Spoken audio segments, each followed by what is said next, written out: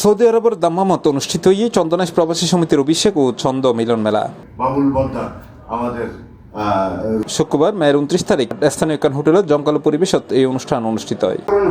আমার প্রবাসী ভাইদের জন্য শুরুতে পবিত্র কোরআন তেলাওয়াতের মধ্য দিয়ে অনুষ্ঠানের সূচনা হয়, যারা অনুষ্ঠান পরিচালনায় আছেন মোহাম্মদ মহিউদ্দিন ও মোহাম্মদ জাহাদ। বিশেষ অতিথির আসন অলঙ্কৃত করার জন্য আহ্বান জানান অনুষ্ঠান সভাপতিত্ব করছে সংগঠনের সভাপতি গিয়াসউদ্দিন বুট্টু। এই সময় প্রধান অতিথি হিসেবে উপস্থিত আছেন চট্টগ্রাম সমিতি দাম্মামার সভাপতি আবুল হাসেম বাবুল। তুমি যদি এত কিছু দিয়েছে সেটার যদি ঋণ শোধ করতে চাও তাহলে ওই মানুষটার মাথায় হাতটা দাও, যে হাতটা তোমার সামনে বাড়িয়েছে সেই হাতটা কোনোদিন ফিরিয়ে দিও না। তা আমার জীবদ্দশায় আমি খুব একটা সাধারণ মানুষ, খুব স্বল্প উপার্জিত একজন মানুষ।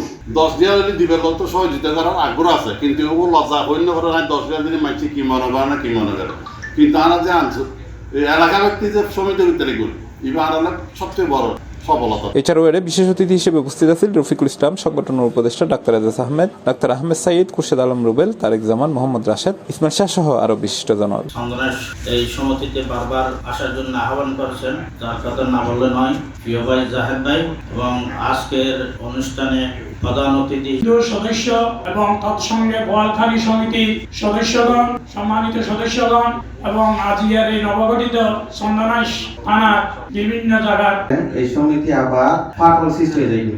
যারা চন্দনাইশ সমিতি করি তারা প্রতি উদাত্ত অনুরোধ থাকে বুঝে সবাই যেন সমিতি লোকজনদেরকে সংগঠিত করে প্রবাসী চন্দনাইশ সমিতি দাম্মা প্রতিষ্ঠিত করতে পেরে নিজেকে খুব গর্বিত বোধ করছি।